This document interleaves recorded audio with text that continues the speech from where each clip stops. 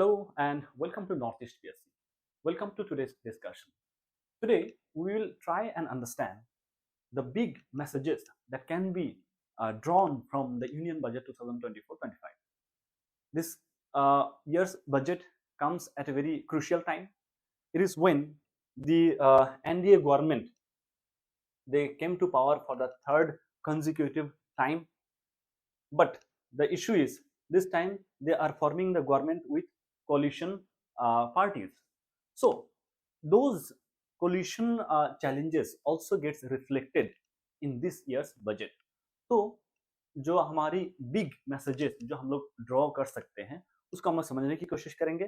कुछ important infographics है जो हमें यहाँ पर देखने के लिए मिलेगा and these are based on data published in the Mint.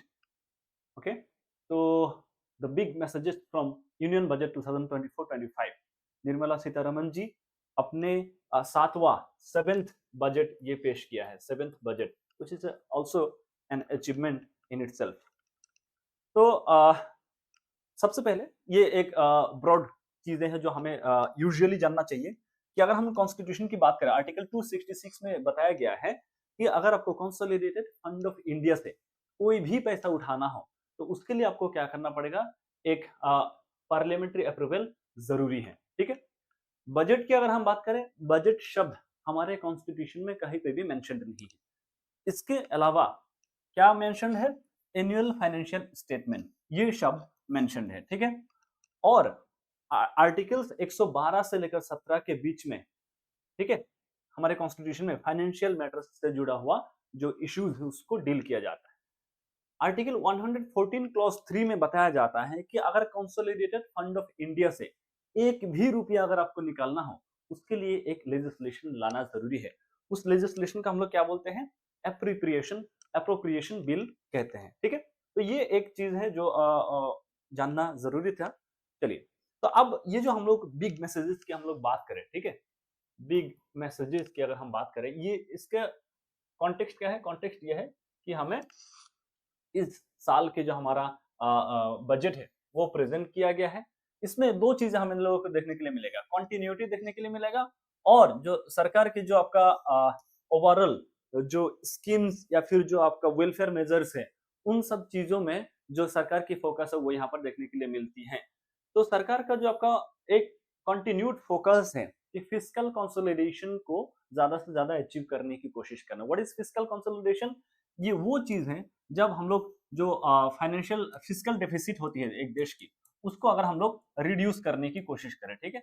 अगर ये रिड्यूस करने की कोशिश करें, that can be said as fiscal consolidation. तो सरकार की ये एक बहुत प्रिंसिपल गोल या फिर एम है. ठीक है. और हम लोग लेबर इनकम को भी बूस्ट करना चाहते हैं. These are the things that got reflected in this year's budget. Okay. तो नंबर्स की अगर हम बात करें, कुछ बढ़िया नंबर है, कुछ क्रेडिबल नंबर है. ठीक है. तो इस साल का जो हमारा इकोनॉमी है ये 10.5% के साथ बढ़ने की उम्मीद है. ठीक है. और जो टैक्स बॉयंसी होगा, टैक्स बॉयंसी क्या है, आपका जीडीपी जिस रेट से बढ़ती है और उसी के साथ साथ आपका टैक्स कलेक्शन किस रेट से बढ़ता है. ठीक है. टैक्स कलेक्शन अगर आप मान लीजिए कि ये आपका जो टैक्स बॉयंसी है ये अगर 1 है, इसका मतलब ये है कि अगर जितना स्पीड से जीडीपी बढ़ रहा है उतना ही रफ्तार से आपका टैक्स कलेक्शन आ रही है.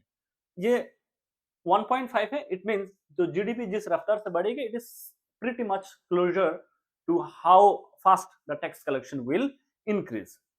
ओके. तो इसके बाद हम लोग यहां से शुरू करने की कोशिश करेंगे कि टोटल टैक्स कलेक्शन की अगर हम बात करें बजट के अनुसार ओवर द इयर्स आप देख सकते हैं हर एक स्लाइड में मैंने एक इंफोग्राफिक्स डाला है आपकी सहूलियत के लिए.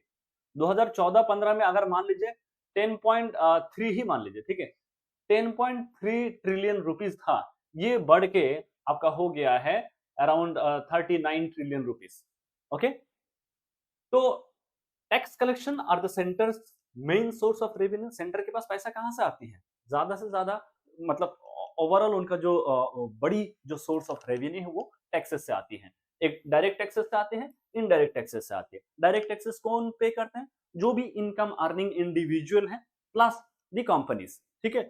और इनडायरेक्ट टैक्सेस की अगर हम बात करें, it is subsumed under GST GST को हम लोग क्या कहते हैं, one nation one indirect tax, एक अम्ब्रेला टैक्स रेजिम है। इसके तहत इनडायरेक्ट टैक्सेस को कलेक्ट किया जाता है। Every commodity that you buy you pay a tax. इसीलिए अगर कोई भी आपके सामने बोले कि हम तो टैक्स पेइंग सिटीजन हैं, बाकी लोगों का पता नहीं, वी ऑल पे टैक्सेस। हाँ, ये अलग बात है कि जो इनकम टैक्स जो पे करता है, हो सकता है दे आर पेइंग मोर, उनके ऊपर जो टैक्स इंसिडेंस ज्यादा है compared to those who are paying indirect taxes, but nonetheless each and every individual is paying taxes in the country। तो ये एक डिबेट है जो देखने के लिए मिलता है। और अगर हम लोग टैक्स कलेक्शन के अंदर इनकम टैक्स की बात करें, 2014-15 में आप देख सकते हैं कि अराउंड 2.4 ट्रिलियन रुपीस हुआ करता था।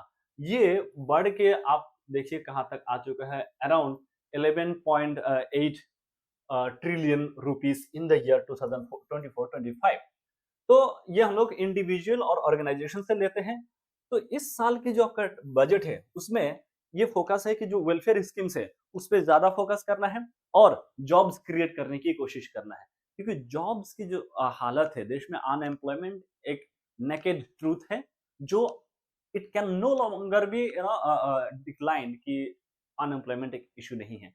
तो अब अगर अनएम्प्लॉयमेंट को अगर एड्रेस करना है और वेलफेयर स्कीम्स को और ज्यादा फंडिंग करना है, ऐसे में जरूरी है कि सरकार की जो इनकम सोर्स है वो भी बढ़ाया जाए।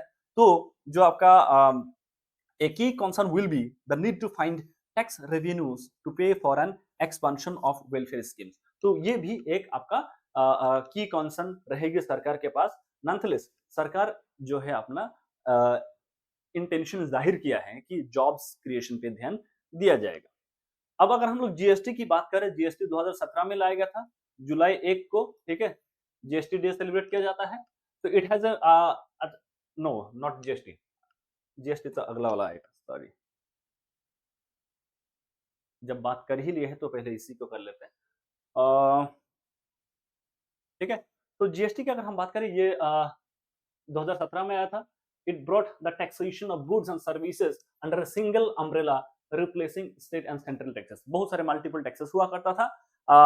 अगर हम लोग इनडायरेक्ट टैक्सेस की बात करें, उन सबको सबसिम करने की उम्मीद से ये लाया गया था and to create a single common market nationally. ठीक है, जीएसटी की अगर हम बात करें, it has become a mainstay of the government's overall tax effort. Government को जितना रेवेन्यू आती है, उसका जितना टैक्स रेवेन्यूज आती है, टैक्सेस से जितना इनकम आते हैं, उससे लगभग 28% आपको सिर्फ कहां से आता है, जीएसटी कलेक्शन से आता है। तो GST is playing a big role. अगर आप 2017-18 में देखें 4.43 ट्रिलियन रुपीस था, ये बढ़ के 2024-25 में 10.6 ट्रिलियन रुपीस होने वाला है। तो ये आप देख सकते हैं। तो इसके पहले वाला जो आपका ये था, ये भी देख लेते हैं कि कैपिटल एक्सपेंडिचर की अगर हम बात करें, कैपिटल एक्सपेंडिचर बहुत जरूरी है। ठीक है, अगर आप एजुकेशन में इन्वेस्टमेंट करेंगे, इंफ्रास्ट्रक्चर में, रोड में, हेल्थ केयर में, ये सारे इन्वेस्टमेंट को हम लोग कैपेक्स बोलते हैं, कैपिटल एक्सपेंडिचर बोलते हैं। क्यों कैपिटल एक्सपेंडिचर? ये ऐसा इन्वेस्टमेंट है जिससे आपको क्या होता है, रिटर्न में बहुत कुछ मिलती है। दीज आर टेंजिबल इन्वेस्टमेंट, ठीक है, मतलब long term investment. So it has a multiplier effect in terms of building new assets, creating jobs and adding to economic output। तो अगर आप अच्छा सड़क होगा तो वहां पर क्या होगा, आपका ज्यादा बेहतर जो आपका इकोनॉमिक एक्टिविटी होने लगेगी। ठीक है, जो आपका ट्रांसपोर्ट है, कनेक्टिविटी है, वो इंप्रूव होगा, तो गुड्स एंड सर्विसेज का जो मूवमेंट है स्मूथ होगा, सिमलेसली होने लगेगा। तो these are the multiplier effect of what is called as capital expenditure. ठीक है, तो this is oppose to spending regular nature like paying salaries और आपकी तो जो सैलरी वगैरह है, ठीक है, जो ऑफिस को जो मेंटेन करने का जो खर्चा है वो तो है ही, उसके ओवर एंड अबव जो हम लोग एक्सपेंडिचर करते हैं उसको बहुत जरूरी है। और सरकार ने ये बोला है कि हम लोग कैपिटल एक्सपेंडिचर को बढ़ाएंगे इन द कमिंग ईयर्स। ठीक है, 2016-17 में अगर आप मान लीजिए कि 1.2 ट्रिलियन रुपीस का इन्वेस्टमेंट था, तो 2024-25 में ये बढ़ के आपका 2.67 ट्रिलियन रुपीस होने वाला है। ठीक है, तो this is another good message that can be drawn from this year's budget. अगर हम लोग सेस कलेक्शन की बात करें, तो देखिए, एक तो होता है टैक्स। टैक्स अगर कलेक्शन कर लिया, सरकार जब टैक्स कलेक्शन करते हैं उसका कुछ हिस्सा स्टेट्स के साथ शेयर करना पड़ता है। ठीक है, तो टैक्स के अलावा भी over and above taxes cess collect किया जाता है। सेस क्या होता है कि आपका कुछ पर्टिकुलर इश्यूज के लिए हो सकता है, हेल्थ सेस हो, रोड सेस हो, जिस रीजन के लिए, जिस टॉपिक के अंडर में सेस को कलेक्ट किया जाए तो उसी के ऊपर इन्वेस्टमेंट करना है। आप मान लीजिए कि रोड सेस कलेक्ट किया 2%, तो ये पैसा जो भी आपको कलेक्शन हो रहा है वो रोड के उसमें ही आपको इन्वेस्ट करना पड़ेगा, ठीक है। तो अगर स्टेट गवर्नमेंट की शेयर की बात करें, जो आपका सेंट्रल गवर्नमेंट का आपका जो जितना भी टैक्स कलेक्शन आता है उसका लगभग आपका जो है आपका 41%, ठीक है। 41% क्या है, ये आपका स्टेट के अंडर में आता है।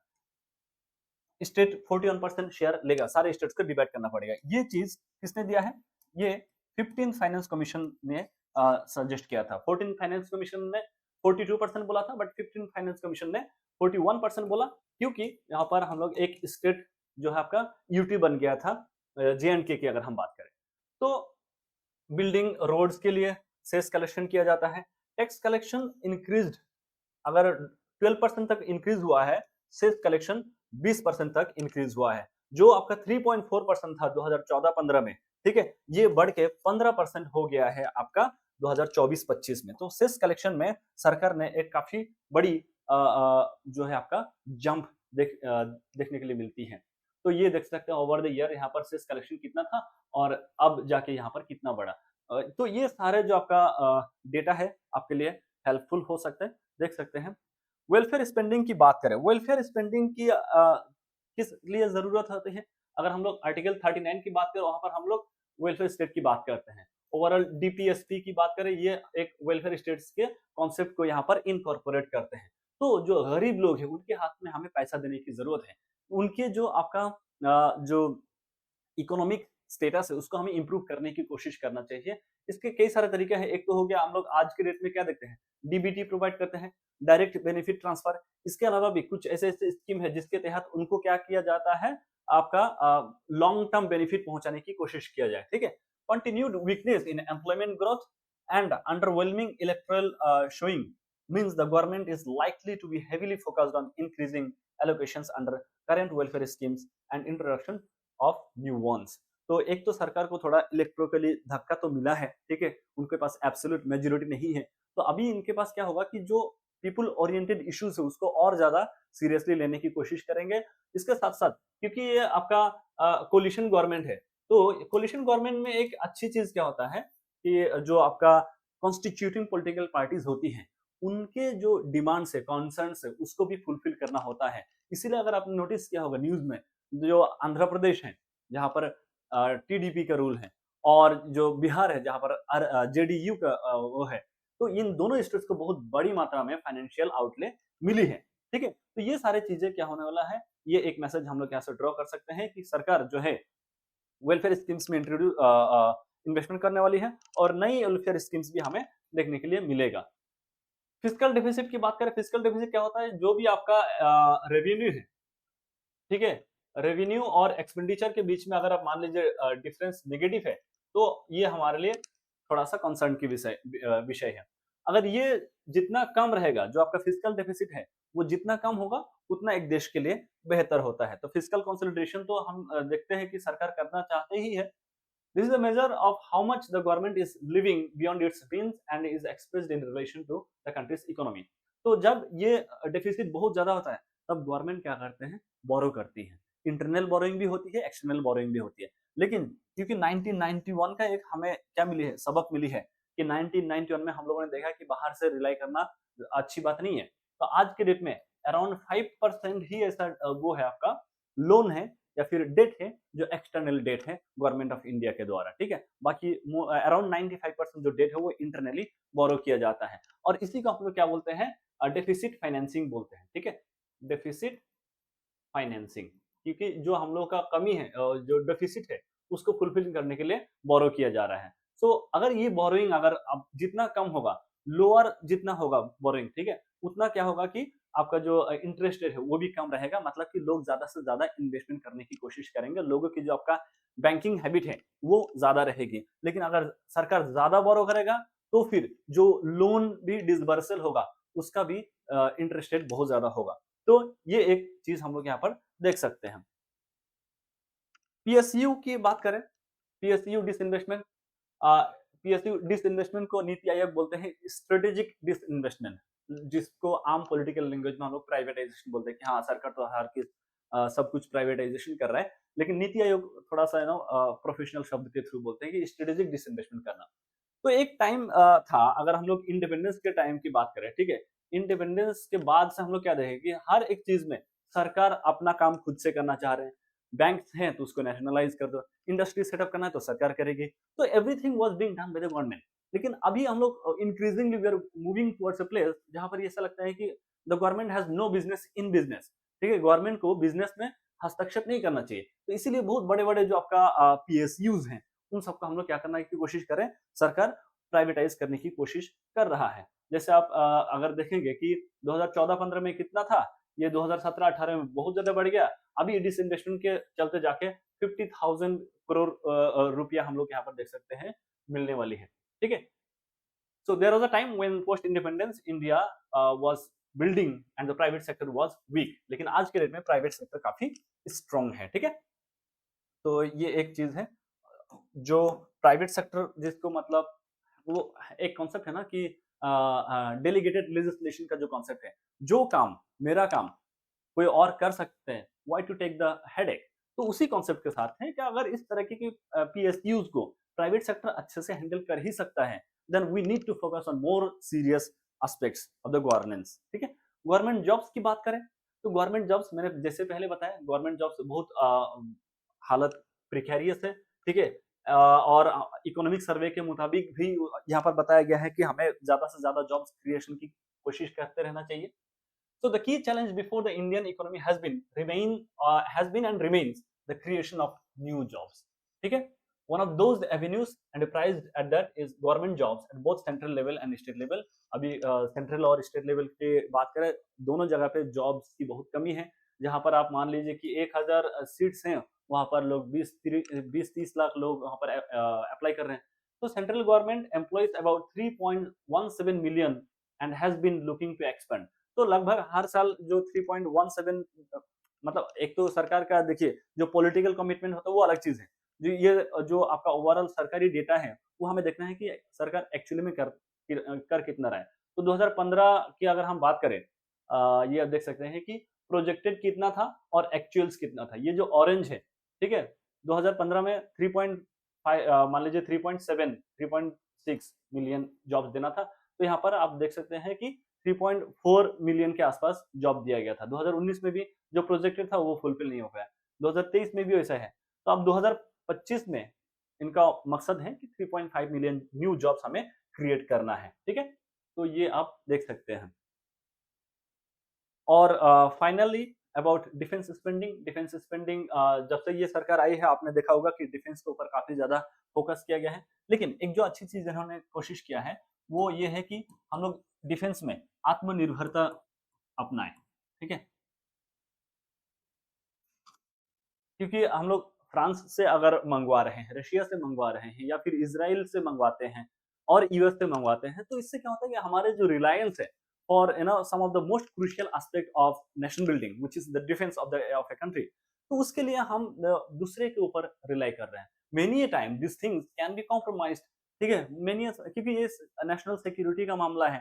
तो इसी चीज को मद्देनजर रखते हुए सरकार ने कोशिश किया है ओवर द ईयर दैट हम लोग क्या करेंगे, डोमेस्टिक जो हम लोगों का डिफेंस मैन्युफैक्चरिंग यूनिट्स है उसको ज्यादा से ज्यादा प्रमोट करना है, और डोमेस्टिकली जो आपका ऐसा स्टार्टअप है जो डिफेंस ओरिएंटेड स्टार्टअप है उसको हमें क्या करना है, बढ़ावा देना है। तो यहाँ पर हम लोग क्या देखते हैं कि it will require a big jump in defence expenditure in the coming years, ठीक है। तो यहाँ पर आप देख सकते हैं कि डिफेंस स्पेंडिंग की बात करें, ये भी ट्रिलियन रुपीस में है, ठीक है। तो 2014-15 में अगर आप मान लीजिए 2.1 ट्रिलियन रुपीस था, ये 24-25 में जाके मान लीजिए यहाँ पर कितना होने वाला है, 4.8 ट्रिलियन रुपीस के आसपास स्पेंडिंग करना है डिफेंस में in order to remain committed with their stated goal. So these are the few messages that we can draw from this year's union budget. Please let us know कि आपको ये video कैसा लगा, and do not forget to subscribe to our channel, and your feedback works as a fuel for us to work even better. That shall be all for today. Thank you so much. See you in the next video. Till then have a good time.